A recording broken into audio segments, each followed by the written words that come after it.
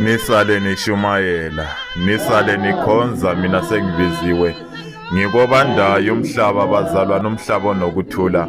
Emehlweni enu ngiphilile, ngazama impilo ningibuka, ngahlupheka libalele, ngahlukumezeka, ngafuthelwa selilele. Ingakho sengilele, bengingabazi ubuthongo emhlabeni wenu. Bazalwane sengisethuli nolubandayo.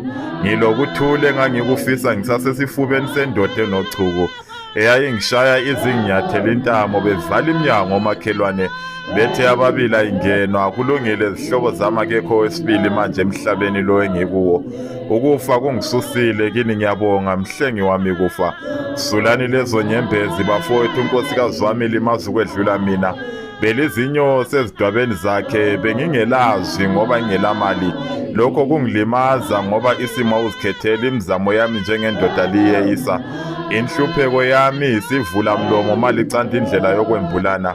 Engalali engadlile namfana kepha engifuna okungaphezulu, nakanya kuthole kwabahamba ngemoto eziphezulu.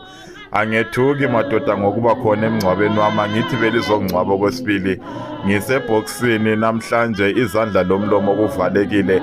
Azilime ziyetsheni, imamba yalukile.